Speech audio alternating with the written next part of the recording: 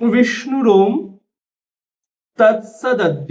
গোময় দিয়ে আপনি সরাসরি স্নান করাতে পারবেন না, তাই গোময়টিকে এর উপরে নিবেদন করবেন। ওম বলদেবায় স্বাহা। এবং যখন সুভদ্রা দেবীর উপরে নিবেদন করবেন,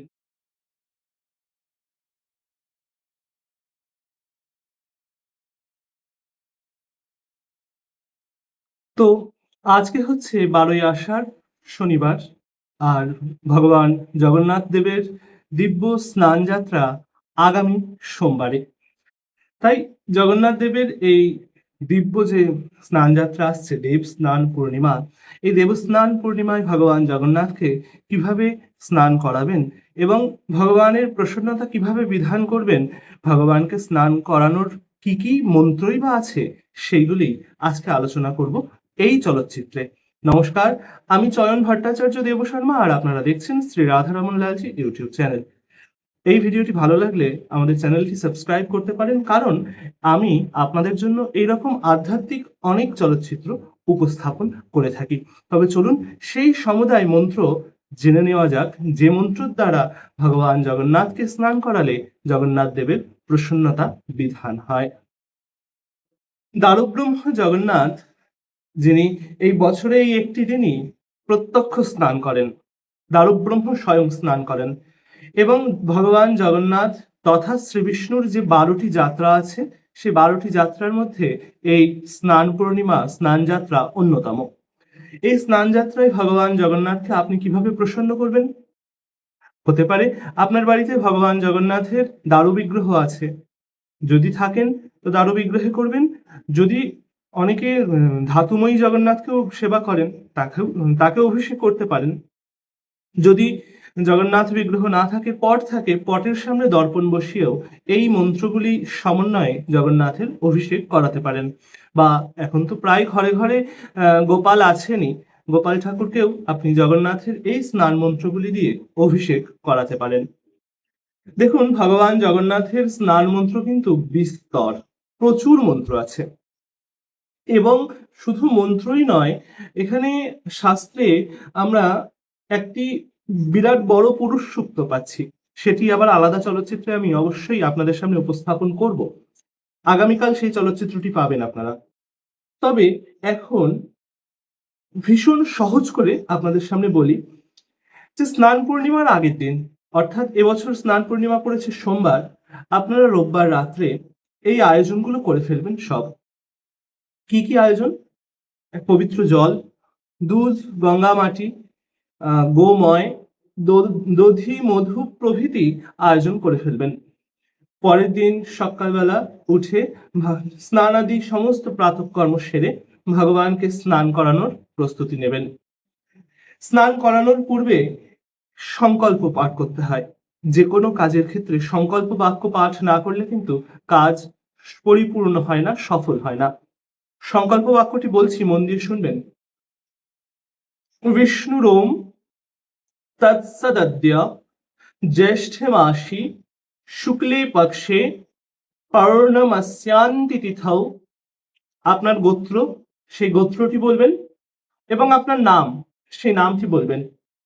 বলে চতুর্বর্গ ফল প্রাপ্তি কামঃ শ্রী অমুক দেবস্য। অর্থাৎ আপনি যদি সাক্ষাৎ দারুব্রহ্ম জগন্নাথেরই অভিষেক করেন, তো দারুব্রহ্ম জগন্নাথের নাম বলবেন জগন্নাথ দেবস্য। যদি গোপাল ঠাকুরকে অভিষেক করেন কি কৃষ্ণ ঠাকুরকে অভিষেক করেন, তাহলে সেই দেবতার নাম উল্লেখ করবেন। ভোলানাথকে অভিষেক করাতে পারেন এই দিনে, তাই সেই দেবতার নামটি এখানে উল্লেখ করবেন। অমুক দেবস্য স্নান যাত্রা মহম করিষ্যে, এই বলে সংকল্প করবেন। অবশ্যই সংকল্প করবার সময় আপনি যদি পুরুষ হয়ে থাকেন তো কুশ, কালো তিল এবং হরিতকি ব্যবহার করবেন তুলসী পত্র সহযোগে। আর আপনি যদি স্ত্রী হয়ে থাকেন, তবে কুশ এবং কালো তিল পরিবর্তে দূর্বা এবং জব, হরিতকি, তুলসী পত্র সহযোগে ব্যবহার করতে পারেন। যদিও কিছু কিছু ক্ষেত্রে আমরা শাস্ত্রীয় প্রমাণে পাই যে সধবা রমণীদের ক্ষেত্রে, সধবা দেবীদের ক্ষেত্রে কুশ এবং কালো তিল স্পর্শে কোনো নিষেধ নেই। কুশ এবং কালো তিল স্পর্শে কুমারীদের এবং বিধবাদের নিষেধাজ্ঞা আছে। তাই আপনি ধারণ করতেও পারেন কুশ এবং কালো তিল, না চাইলে নাও করতে পারেন। দূর্বা এবং জব ব্যবহার করবেন। এই সংকল্প বাক্য পাঠ করে সংকল্প করে সেই সংকল্প করা জলটি জগন্নাথের চরণে নিবেদন করে প্রত্যেকটি বস্তুকে পবিত্র করে নেবেন। জলকেও শুদ্ধ করে নেবেন। জলকে শুদ্ধিকরণ করবার মন্ত্র ওম অপবিত্রা পবিত্রো বা সর্বাবস্থাঙ্গতঃ পিবা ইহ স্মরেত পুণ্ডরীকাক্ষং সহ বাহ্যভ্যন্তরোহ শুচিঃ। এটি বলে নিজেকে শুদ্ধ করবেন এবং শুদ্ধ করবার পর জল শুদ্ধি করবেন। ওম গঙ্গে চ যমুনার চৈব গোদাবরী সরস্বতী নর্মদে সিন্ধু কাবেরী জলেস্মিন সন্নিধিং কুরু। এই মন্ত্রে জল শোধন করবেন। জল শোধন করার পরে ওম সর্বমঙ্গল মাঙ্গল্যং বরেণ্যং বরদং শুভম নারায়ণং নমস্কৃত্যং সর্বকর্মাণি কারয়েত। এই মন্ত্র পাঠ করে আপনারা ভগবানকে প্রণাম করবেন। প্রণাম করবার পর জল শঙ্খের জল দিয়ে সর্বপ্রথম ভগবান জগন্নাথকে অভিষেক করাতে হয়। একটা বড় জল শঙ্খ নিয়ে বা আপনার কাছে যে জল শঙ্খটি আছে সেটি দক্ষিণাবর্ত হলে ভালো হয়, বা সাধারণ জল শঙ্খ হলেও কোনো আপত্তি নাই। সেই জল শঙ্খ ধারণ করে তার মধ্যে এই পবিত্র জল, যে মন্ত্র পড়ে আপনি পবিত্র করলেন জলটি, সেই জলটি জল শঙ্খের মধ্যে ধারণ করে ওম পুণ্যস্ত্বং শঙ্খ পুণ্যাত্মাং মঙ্গলাঞ্চ মঙ্গলম বিষ্ণুনা বিধৃত নিত্যং মহাশান্তিং প্রযচ্ছামে। এই মন্ত্র পাঠ করে ভগবান জগন্নাথের মাথায় এই শঙ্খের জলধারা নিবেদন করবেন। শঙ্খের জল দিয়ে স্নান করানোর পর গোময় অর্থাৎ গোবর, এই গোময় দিয়ে আপনি সরাসরি স্নান করাতে পারবেন না, তাই গোময়টিকে জলের মধ্যে মিশিয়ে নেবেন। মিশিয়ে নিয়ে ত্বামি হো পাহমহে শ্রেয়ম, এই মন্ত্রের দ্বারা ওই গোময় যুক্ত জল, গোময় মেশানো জল দিয়ে ভগবান জগন্নাথকে স্নান করাবেন। অবশ্যই গোময়টি শুকনো ব্যবহার করলে ভালো হয়। এরপর আসে গোমূত্র, গোচনা। এই গোচনাটি নিবেদন করবার মন্ত্র হচ্ছে গায়ত্রী। আর আমি চলচ্চিত্রের মাধ্যমে গায়ত্রী মন্ত্র উচ্চারণ করতে পারবো না, আমি সকলের কাছে ক্ষমা চেয়ে নিচ্ছি। গায়ত্রী মন্ত্র যারা ব্রাহ্মণ তারা জানেন, তারা গায়ত্রী মন্ত্র জপ করে ভগবান জগন্নাথের উপরে এই গোচনা নিবেদন করতে পারেন। গোচনা নিবেদন করবার পর দুধ দিয়ে ভগবানকে স্নান করাতে হয়। দুধ একটি পাত্রে সুন্দরভাবে ধারণ করে সেই দুধটিকে এই মন্ত্র পাঠ করবেন। পাঠ করে জগন্নাথের উপরে নিবেদন করবেন। কি মন্ত্র? ওম আ পায়স্ব সমেতুতে বিশ্বতঃ সোম বৃষ্বজ্রং ভবা বাজস্য সংগথে। এই মন্ত্রটি দ্বারা আপনি দুধ দিয়ে ভগবানকে স্নান করাবেন। এরপর আসছে দই। এখানে দইয়ের মন্ত্রে বলা হয়েছে দধি ক্রাবণো আকারিশং জিষ্ণরো শস্য বাজিনঃ সুরভি নৌ মুখাকরৎ প্রণ আয়ুংসিং ত্বারিষৎ। এই মন্ত্রের দ্বারা আপনারা দই দিয়ে ভগবানকে স্নান করাবেন। এরপর ঘি দিয়ে স্নান করানোর সময় এই মন্ত্রটি বলবেন ওম তেজোহসি সমৃতমসি ধামনমসি প্রিয়ং দেবানামমনধৃষ্টং দেবজামনসি। এরপর পুনরায় গোময় এবং গোমূত্র একত্র করে আবার গায়ত্রী মন্ত্র সহযোগে একসঙ্গে মিশিয়ে নিয়ে গায়ত্রী মন্ত্র পাঠ করতে করতে, গায়ত্রী মন্ত্র পাঠ হয়ে যাওয়ার পর ওম শ্রীমদ জগন্নাথায় নমঃ জগন্নাথের উপরে নিবেদন করবেন। এবং যখন বলদেবকে দেবেন তখন ওম শ্রীমদ বলভদ্র দেবায় নমঃ। এবং সুভদ্রা দেবীকে যখন নিবেদন করবেন ওম শ্রীমতী সুভদ্রা দেব্যৈ নমঃ। এবং যখন সুদর্শনকে নিবেদন করবেন ওম শ্রী সুদর্শনায় নমঃ বলে ভগবান জগন্নাথ, বলদেব এবং সুভদ্রা তথা সুদর্শন দেবকে স্নান করাবেন। ঘি দেওয়া হয়ে গেল। ঘিয়ের পরে আবার গোময় গোচনা দিলেন। এরপর আপনারা আরেকটি জিনিস যেটি ব্যবহার করতে পারেন ভগবানের স্নানে, সেটি হচ্ছে মধু। মধু ভগবানের স্নানে অত্যন্ত গুরুত্বপূর্ণ একটি উপকরণ।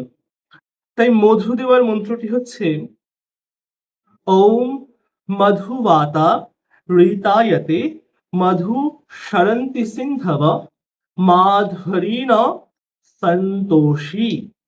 ওম মধুনক্ত মুতহস মধুমং পৃথিবীগ্রজ মধুদৌরস্ত ন পিতা।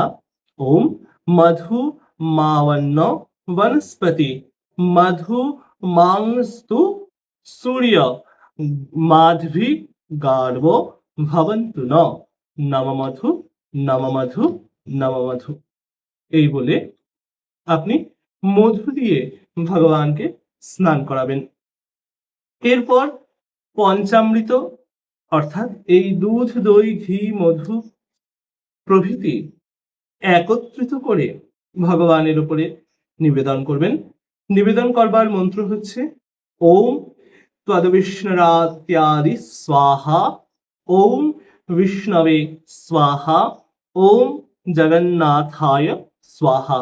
যখন বলদেবের উপরে নিবেদন করবেন ওম বলদেবায় স্বাহা, এবং যখন সুভদ্রা দেবীর উপরে নিবেদন করবেন তখন ওম সুভদ্রায় স্বাহা, এবং সুদর্শন দেবের উপরে ওম সুদর্শনায় স্বাহা বলে নিবেদন করবেন।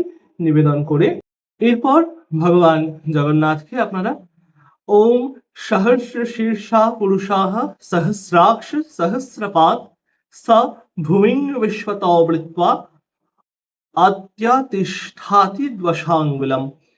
এই মন্ত্রে ভগবান জগন্নাথকে আপনারা প্রণাম নিবেদন করবেন। এবং এরপর পুরুষ সূক্ত মন্ত্রে কিন্তু ভগবানকে স্নান করানোর কথা এখানে বলা হয়েছে। এবং পুরুষ সূক্ত মন্ত্রটি শুধু মন্ত্র নয়, একটি স্তোত্রম আকারে। আমি এর পরবর্তীতে এর সম্পূর্ণ স্তোত্রম আকারে যে মন্ত্রটি রয়েছে সেই মন্ত্রটি দেব। এই পুরুষ সূক্ত স্তোত্রম বা এই মন্ত্রটি শ্রবণ করতে করতে বা পাঠ করতে করতে ওই যে 108 ঘড়া জল ভগবানের উপরে নিবেদন করা হয় শ্রীক্ষেত্রে, সেই 108 ঘড়া জল ভগবানের উপরে নিবেদন করতে হয়। তাই এর পরবর্তী চলচ্চিত্রটি অবশ্যই দেখবেন, যেখানে আমি প্রায় 10 মিনিট সময় লাগবে এই স্তোত্রমটি সম্পূর্ণ করতে। সেই স্তোত্রমকে আমি তুলে ধরবো, কারণ এমনিতেই এই চলচ্চিত্রটা অনেকটা বড় হয়ে গেছে, এখানে এটা বলতে গেলে আরো বড় হয়ে যাবে। তো এই পুরুষ সূক্ত পাঠ করে বা শ্রবণ করে ভগবানকে 108 ঘড়া জল আপনাদের সামর্থ্য হলে নিবেদন করবেন। যেটুকু সামর্থ্য সেটুকু করা ভালো, যদি পারেন করবেন। এরপর ভগবানকে গা সুন্দর করে মুছিয়ে পরিষ্কার করে ভগবানকে সিংহাসনে স্থাপন করে ষোড়শোপচারে পূজা করতে হবে। ষোড়শোপচার পূজা যদি আয়োজন করতে পারেন ভীষণ ভালো। যদি আয়োজন করা অসম্ভব হয়ে পড়ে তাহলে পঞ্চপ্রচার পূজাও শ্রেয়। আপনার যথাশক্তি উপচার নিবেদন করে ভগবানকে পূজা করবেন।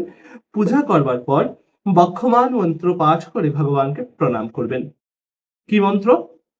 ওম জয়স্ব রামকৃষ্ণেতি জয় ভদ্রেতি যো বদেত স্নানকালে সবৈ মুক্তিং প্রয়তে দ্বিজস্বত্তমম। এই মন্ত্রে ভগবানকে প্রণাম করবেন। এরপর অবশ্যই ভগবান জগন্নাথের জন্য, যেহেতু আমরা এই চলচ্চিত্রটির নির্মাণ করছি, তো ভগবান জগন্নাথকে আপনারা এই পদ্ধতিতে স্নান করানোর পর অবশ্যই সুন্দর সুন্দর পদ নিবেদন করবেন। সামর্থ্য হলে অবশ্যই 56 ভোগও নিবেদন করতে পারেন। আমার যেটুকু সামর্থ্য সেটুকু সামর্থ্যের মধ্যে আমি তো জগন্নাথকে এই দিনকে পান্তা অন্ন তো অবশ্যই দেবো, পান্তা ভাত তেঁতুল দিয়ে। কারণ তেঁতুল আর পান্তা না খেলে ঠিকঠাক ভাবে জ্বরটা আসবে না।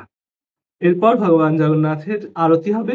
আরতির পর ভগবান জগন্নাথ 15 দিনের অবকাশ পালন করবেন, এবং সেই অবকাশকালে তিনি পথ্য খাবেন, ছানা খাবেন, ফল খাবেন, যেটা তিনি সারা বছর খান না।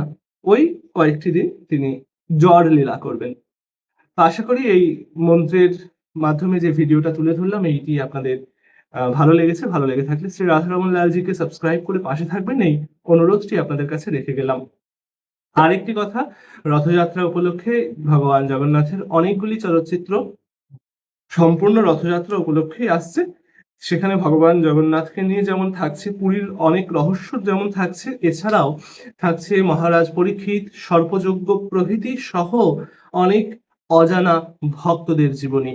সম্পূর্ণ রথযাত্রার যে ৯টি দিন, সেই ৯টি দিনই কিন্তু ভগবান জগন্নাথের বিভিন্ন ভক্ত, বাঙালি বাঙালি ভক্ত নয়, সবাই অবাঙালি, অবাঙালি ভক্তদের নিয়ে একটা বড় চলচ্চিত্র ভাগে ভাগে আসবে। সেইগুলোতে সকলের নিমন্ত্রণ রইল।